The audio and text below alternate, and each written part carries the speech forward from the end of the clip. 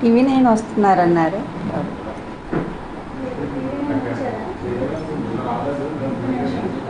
లేదు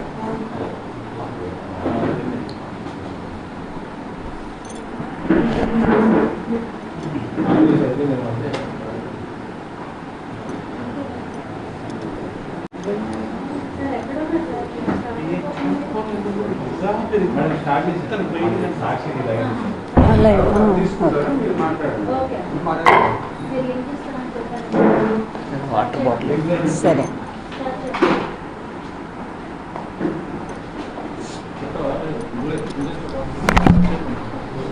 ప్రతిపక్షాల సభ చంద్రబాబు నాయుడు పవన్ కళ్యాణ్ గారి సభ చూశాక ఇంత వరస్ట్ సభ ఎప్పుడు అంటే ఒక రాజకీయ వ్యవస్థ ఏర్పడ్డ తర్వాత ఇంత హీనంగా మాట్లాడిన వాళ్ళు, అందులో అంత స్థాయిలో ఉండేటువంటి వ్యక్తులు అంత దిగజారిపోయి మాట్లాడారు అంటే ఎంత బలహీనంగా ఉన్నారో వాళ్ళు అనేది చాలా స్పష్టంగా అర్థమవుతూ ఉంది.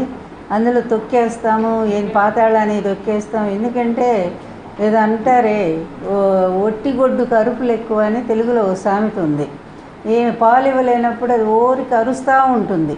వీళ్ళ పరిస్థితి కూడా అలాగే ఉంది. పవన్ కళ్యాణ్ గారు కూడా ఎంత పిచ్చిగా మాట్లాడారంటే, నేను మొన్న సభలో జనాలు లేరు, పాడు లేరు, 5ంటికి క్లోజ్ అయిపోతుంది అనుకున్న సభను 6:30 దాకా పాపం వెయిట్ చేశారు అక్కడ కార్గోలో. అయినా సరే ఏదో అరకొర జనాలు వస్తే దాంతో మమ అనిపించారు. కానీ వాళ్ళు రెచ్చిపోయిన విధానం చూస్తే ఒక్కటే మేము అడుగుతూ ఉన్నాము పవన్ కళ్యాణ్ గారిని, అసలు మీరు చదువుకున్నారా? కొంచెమైనా పరిజ్ఞానం ఉందా? అదేమంటే కాపు సోదరులు ఎందుకు ఇస్తూ ఉన్నాడు, మనం భోజనాలు పెట్టలేము, మనం మంచినీళ్ళు ఇవ్వలేము, అందువల్ల మనం ఎట్లా అన్ని సీట్లు అడుగుతాము, ఎన్ని ఇస్తే అన్నీ తీసుకోవాలి. రాజకీయ పరిజ్ఞానం అంట ఎవరు? చంద్రబాబు నాయుడు. అంత సమర్థుడంట. అంత సమర్థుడైతే ఎందుకు ఓడిపోయాడు? మరీ 23 సీట్లతో ఎంత ఘోరంగా ఓడిపోయాడు. 60 కేసులు ఈరోజు చుట్టుముట్టు ఉన్నాయి. ఈ 75 ఏళ్ల ముసలాడికి ఈరోజు ఎన్ని భయంకరమైన కేసులు, ఎంత అవినీతిపడు, ప్రపంచమంతా అవినీతి చక్రవర్తి అని చెప్తా ఉన్నారు కదా. నీకు మాత్రం పక్కన ఉండేటువంటి అతను అవినీతి కనపడలేదా? నువ్వు తిట్టావు కదా ఒకరోజు. నువ్వు 2019లోనే ఎప్పుడో కాదు, 2014 ముందు ఎప్పుడో మరి భయంకరంగా చంద్రబాబు అవినీతి అది ఇది అంటూ భయంకరంగా తిట్టావు కదా. అట్లాగే నీ కుటుంబాన్ని, మీ తల్లిని విమర్శించింది కూడా చంద్రబాబు, తెలుగుదేశం వాళ్ళే అని చెప్పి నువ్వు అన్నావు కదా. మరి ఈరోజు అట్లాంటి చంద్రబాబు గొప్ప రాజనీతిజ్ఞుడైపోయాడా? ఆయన మాత్రం ఆలిపేరులో తప్పించుకున్నాడా? ఎంత దారుణంగా పవన్, ఎట్లా మారిపోయావు నువ్వు. మారిపోయి నీ బలహీనతల్ని కాపు సమాజం మీద రుద్దటం అనేది ఒక న్యాయంగా అనిపిస్తూ ఉందా నువ్వు? అదేమంటే బలం లేనప్పుడు ఎందుకని అంటావే? ఒక్కసారి సిగ్గు తెచ్చుకో. బలం లేకపోయినా 9 నెలల్లోనే ఎన్టీఆర్ గారు మరి పరిపాలనకు రాగలిగారు. 9 నెలల్లో పార్టీ పెట్టి ఎలక్షన్లో ఫేస్ చేసి ఆయన ప్రభుత్వానికి రాగలిగారు. అలాగే ఢిల్లీ పీఠాన్ని మరి ఆమ్ ఆద్మీ పార్టీ ఎంత గొప్పగా సక్సెస్ఫుల్గా పోటీ చేసి వాళ్ళు గెలిచారు. అది ఉండాలయ్యా. ఆ స్పిరిట్ లేకుండా నువ్వు నీ బలహీనత, నువ్వు నిజం చెప్పాలంటే సజ్జల గారు చెప్పినట్టుగా నువ్వు ఒక అవుట్సోర్సింగ్ ఏజెన్సీలానే కనపడుతున్నావు ప్రజలందరికీ. నీ లోపాన్ని, నీ బలహీనత నువ్వు ఎందుకు అతని చేతిలో చిక్కావో ఎవరికి అర్థం కావట్లా. డబ్బుకు అమ్ముడు పోయావో కాదో అది కూడా మాకు తెలియట్లేదు. కానీ సంథింగ్ నువ్వు మాత్రం ఏదో ఒక అతను నిన్ను బ్లాక్మెయిల్ చేస్తూ ఉన్నాడు.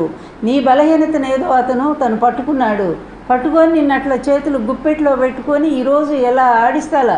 లేకపోతే నీ జెండా కనిపిస్తేనేమో చంద్రబాబు నాయుడు తీసేయని అంటాడా? ఇప్పుడు నిజంగా సిగ్గున్నవాడు అయితే, పౌరుషం ఉంటే నిజంగా నీ జనసేన సైనికులంతా కూడా వాళ్ళు పోరాడుతున్నారు కదా, వాళ్ళకున్న పౌరుషం ఇది కూడా నీకు లేకపోతే ఎట్లాగా? వాళ్ళు పోరాడుతున్నారు, ఎక్కడ ఒక మాట పండియట్లేదు, నిన్ను పండియట్లేదు, పార్టీని కూడా పండియట్లేదు. ఇంత అవమానకర పద్ధతుల్లో ఎందుకు తెలుగుదేశం పార్టీ తాకట్టు పెడుతున్నావని వాళ్ళు రోడ్డు మీదకి వచ్చి ఫైట్ చేస్తున్నారే నీకోసం. నీకు ఆ మాత్రం సిగ్గు లేదయ్యా?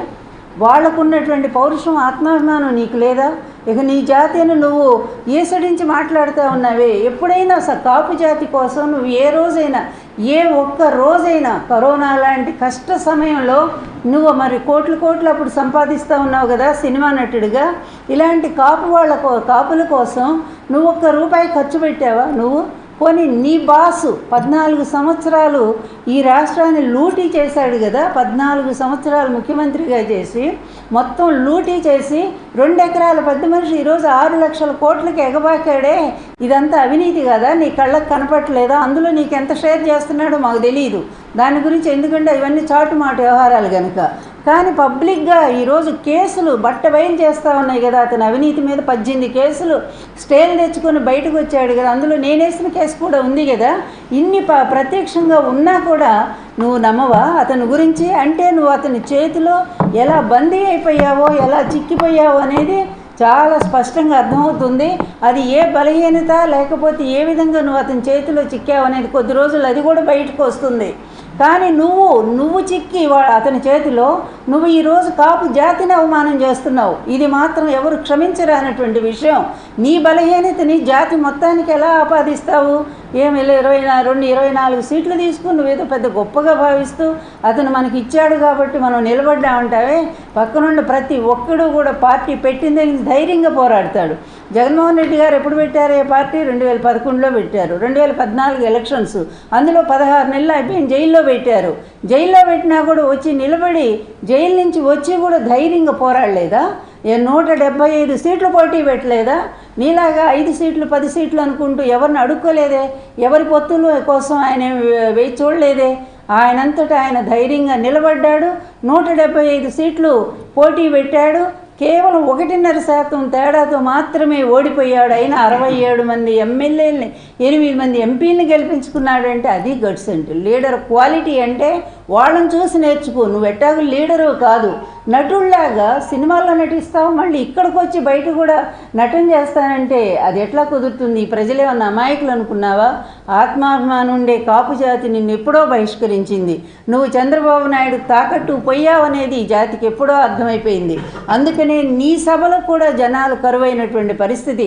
తాడేపల్లి అంటే పూర్తిగా ఇక్కడ కాపు ప్రాంతం అయినటువంటి ఈ ప్రాంతంలో చంద్రబాబు నాయుడు వేసిన ఎత్తు ఏంటంటే బ్రహ్మాండంగా నీ జనాలను ఉపయోగించుకొని తనకొచ్చారని చెప్పి చూపించుకుంటూ, చూసారా మా సభ అంత సక్సెస్ అయింది, ఇంత సక్సెస్ అయిందని చెప్పి చెప్పుకోవడం కోసం ఆయన ఓ పెద్ద ప్లాన్ చేశాడు. చేస్తే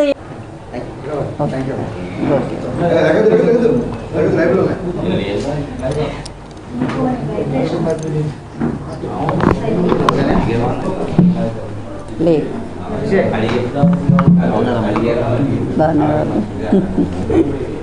ఒక చిన్న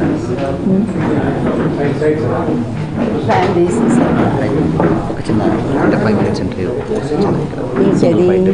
మన మైరా మీడియా మన వాళ్ళు అది ఎవరైతే పర్వాలేదు, అదేం లేదు.